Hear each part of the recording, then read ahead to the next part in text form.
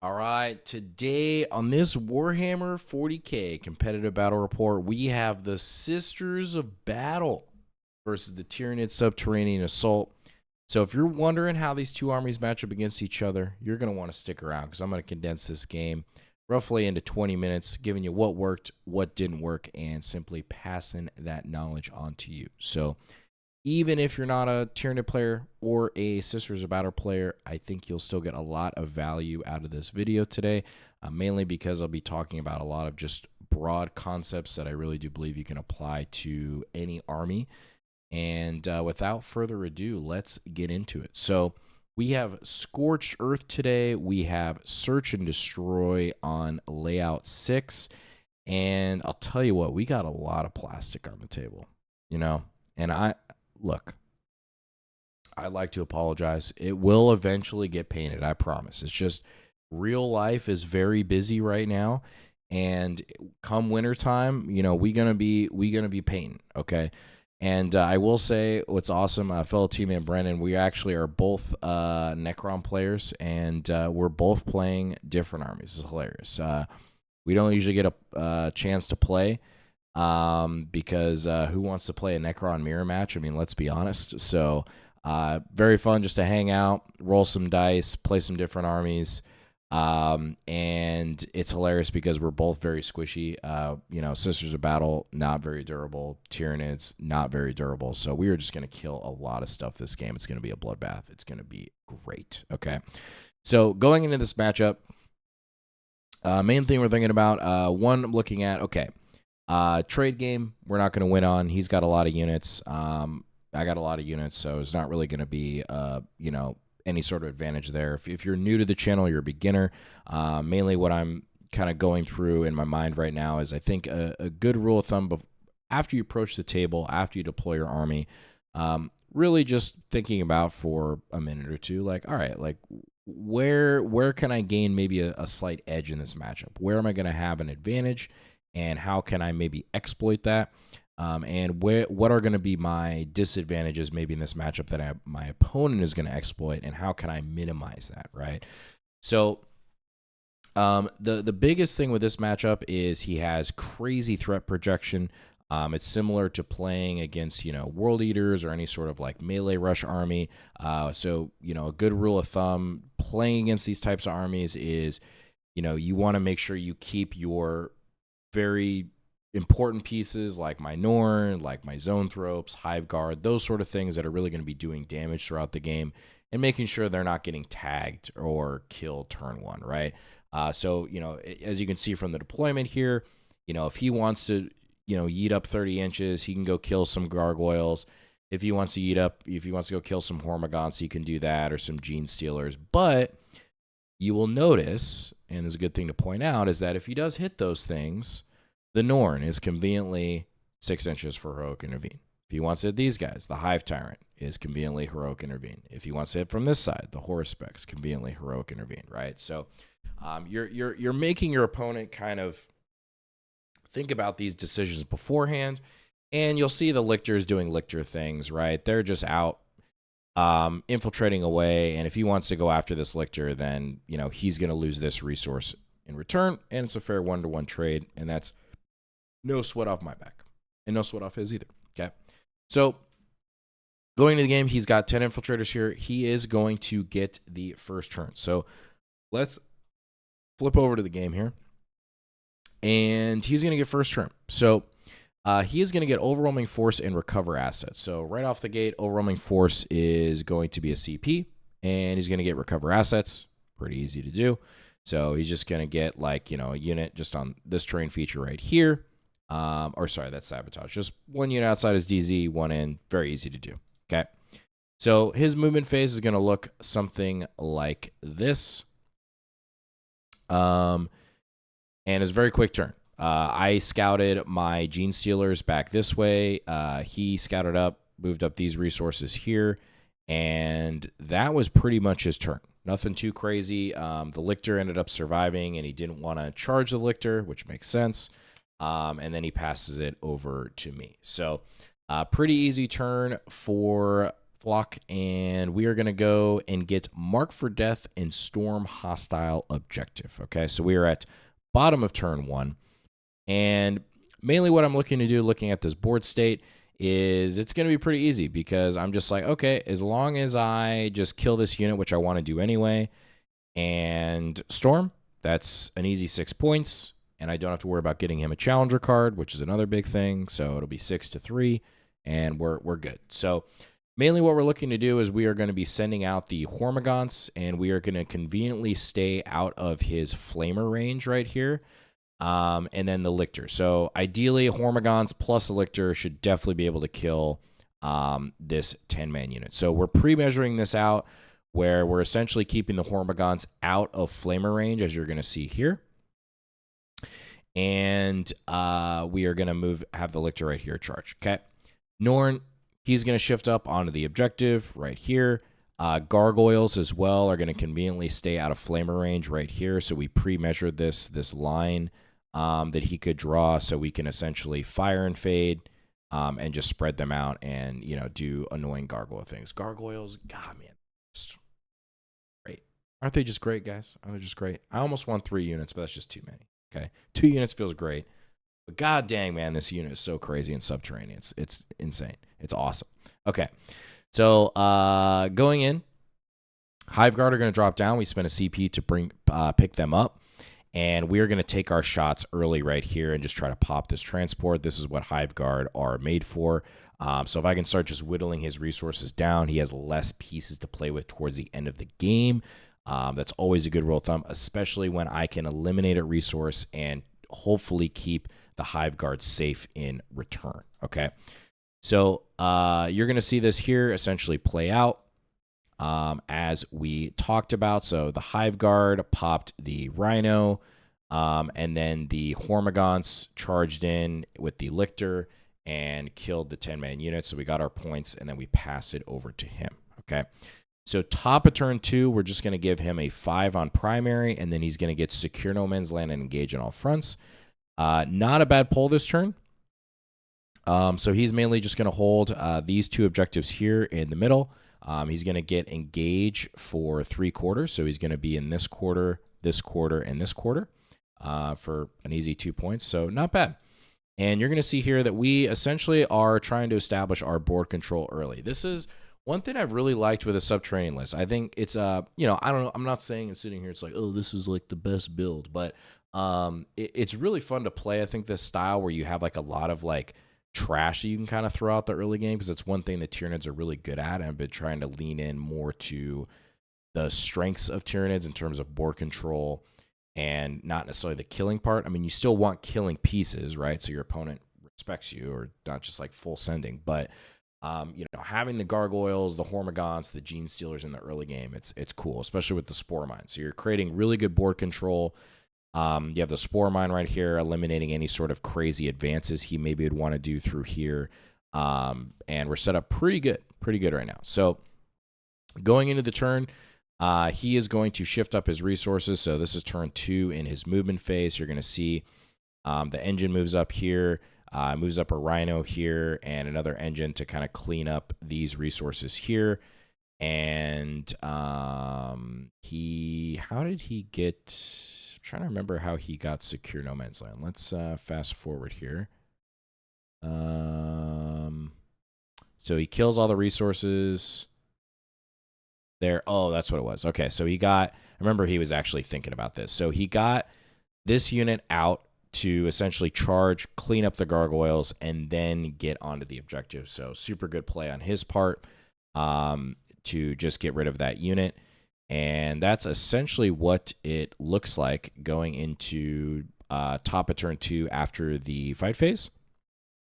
And we do a classic trick again, where we rapid ingress in a unit of Gargoyles to make sure that I can move and then fire and fade on the objective going into the next turn. So going into bottom of turn 2, we are going to get a 10 on primary because of the Norn, and we are on this objective.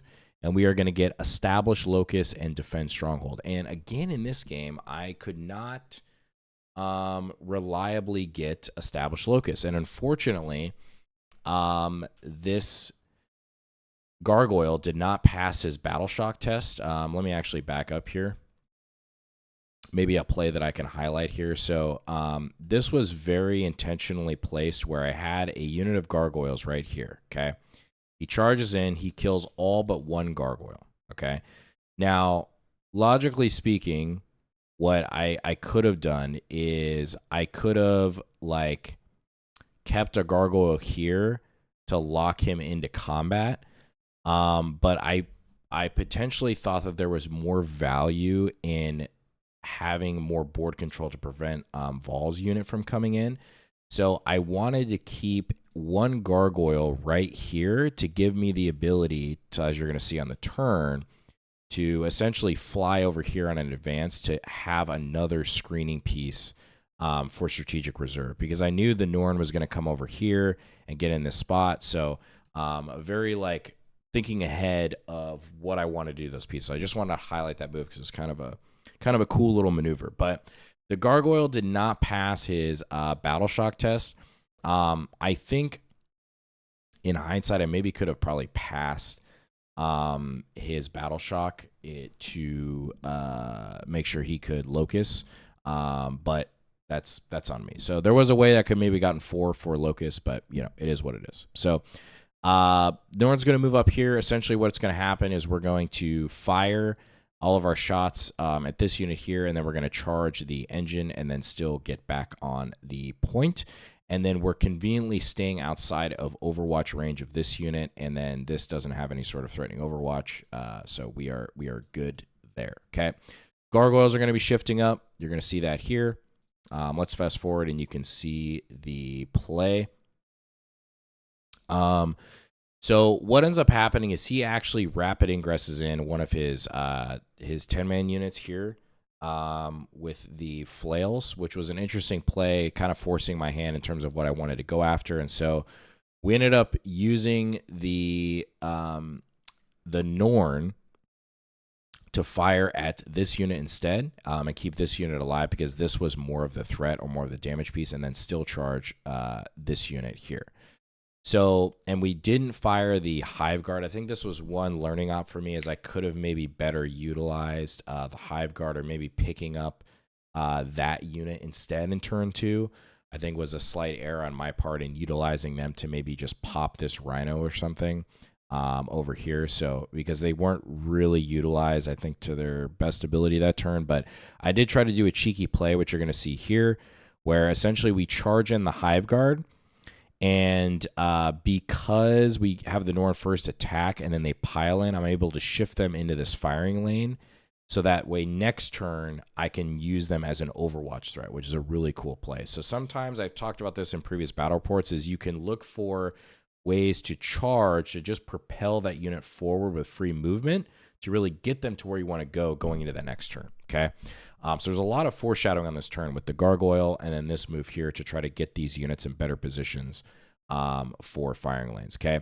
Now, the one error that I made was I worked so hard to screen out Vol's unit, but then I forgot to consolidate the Norn back this way to get closer to complete this screen here to make sure Vol's unit couldn't come in. So you're going to see on this next turn, unfortunately, the Hive Guard whiff in the Overwatch. I think they did 0 damage. I think I can't remember if he like crazy spiked on Film of Pains or what exactly happened, but it was not good. So going into the turn, we're essentially dropping Spore Mines down just to screen. His turn 3 is going to get a 5 on primary again. We have pretty strong board control here. He's move blocked here. He's move blocked here. We have, denying it any advance with the Spore Mine here. And then he's going to try to interact with this section of the board here and see if we can really try to swing the game. Okay. So he is going to drop in Val's unit here, unfortunately, because I did not move back. They could come in. So, and there's a really good thing to highlight. Again, like on back-to-back games here, I cannot tell you like how important it is to measure your screens. Like, I think that is the one thing that like it can really cascade a game out of control if you don't think about board control and you don't think about screening, and they're able to get their units in the positions that they want to. Okay, so it's a good thing to highlight here. So Val's unit's going to come in out of strat reserve, and he is just going to be able to just dump all of these shots over into the, if I could mark it here, right, into the Hive Guard here. So super clutch, where he's going to get that. And then he is going to be able to cleanse on this objective. So he's going to get baby cleanse, and then he's going to discard behind enemy lines. So you're going to see that pan out where he's going to clean up shop. And he almost kills the Norn. So he is able to kill the Lictor. He kills all of the Hive Guard but for one. And then I think he gets the Norn down to like half health. He did try to YOLO 9 a charge with Val's unit, but he didn't make it. Thank God. Otherwise, I think dead Norn for sure. Or actually, I think the Norn did die. Yeah, sorry. The Norn did die. So the Norn is dead here. We did end up rapid ingressing a Trigon on this objective. I did mention to him, like, hey, man, if you want to change anything, like, let me know. But he's like, nah, like, let's just play it out. Like, that it is what it is.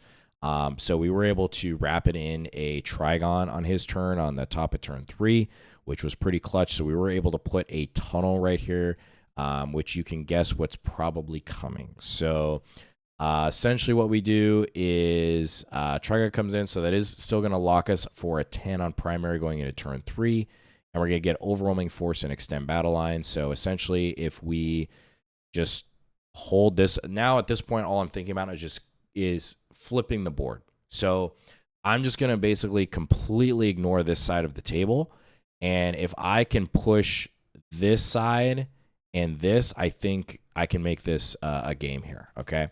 Even though I lost like pretty much my main synergistic pieces here. So going into the turn, you're going to see this play out. So Trigon's going to move over here. Essentially, he does not have really great targets this turn. He can really just pop a Rhino, unfortunately, which is not great. But you're going to see the rest of this come down. So the hyper-adapted Raveners, they come down through the tunnel. They come down, make a tunnel.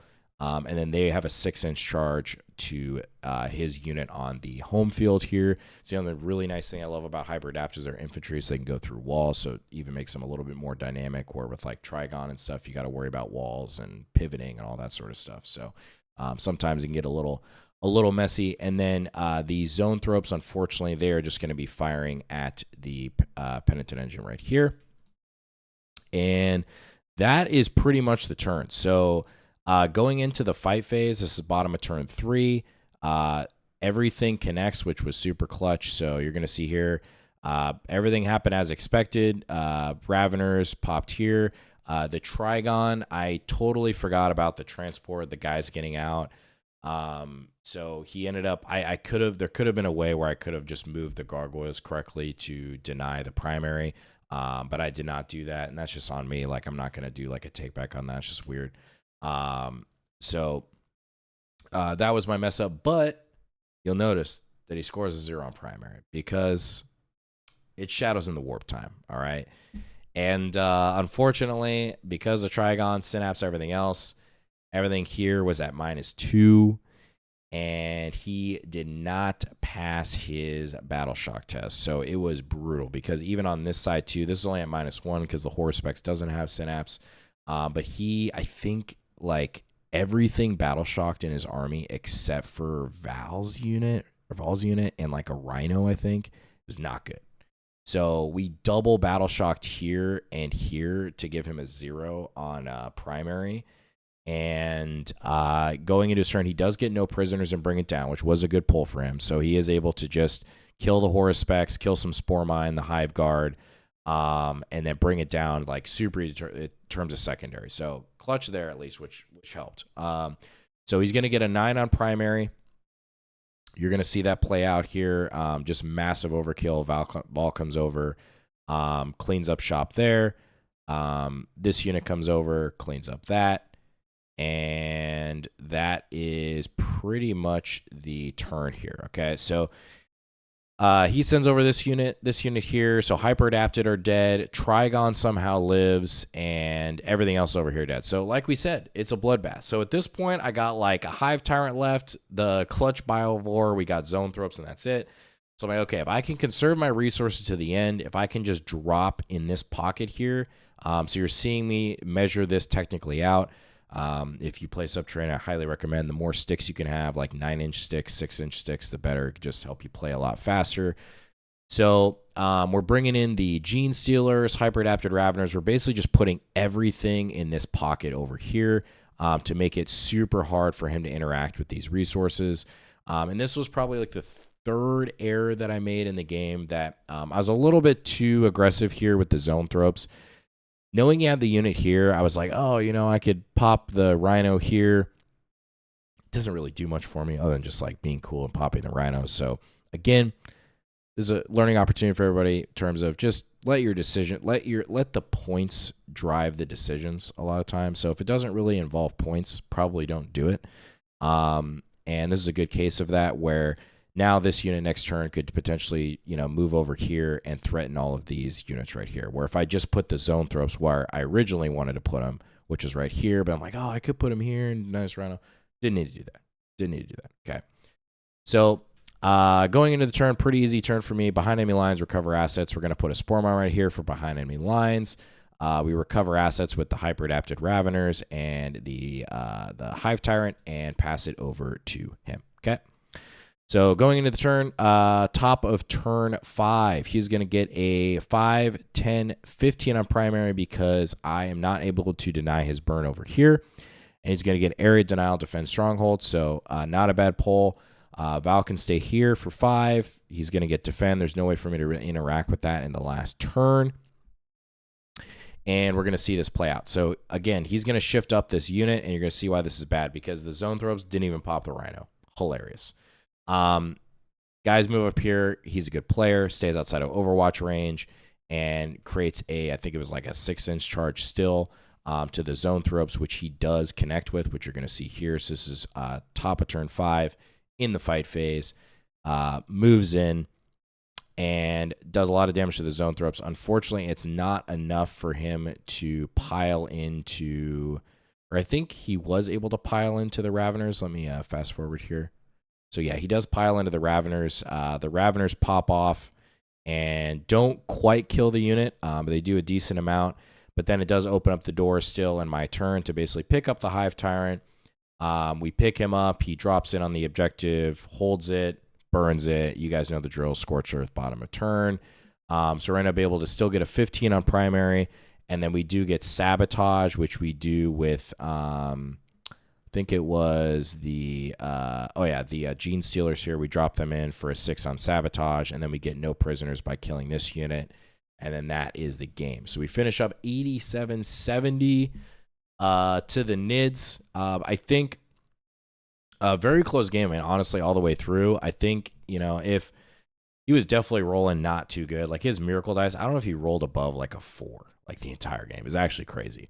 And there were obviously don't blame it on dice or anything, but I would say like overall he did roll like slightly below average most of the game, and then failing those battle shock tests in the critical moment. I mean, that's like 10 points right there. And so, if he doesn't fail those, I think it's a lot closer, but it is an interesting matchup. I mean, he was mentioning after the game that it did really expose, if I go back here, just so you guys can see this in the board state, this really helped him. He's mentioning in terms of like his list in the list design, because he felt like he didn't have enough little stuff to kind of interact with my little stuff in the early game without committing something real, which was good for him to see. So, and this is a good thing of why I like running Subterranean in this way, because it does kind of force a different play style where you have this really strong board control and they have to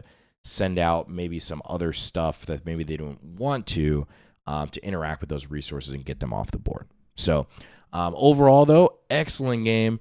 And if y'all stuck around this long, seriously, appreciate you watching. And we will catch you in the next one. Peace.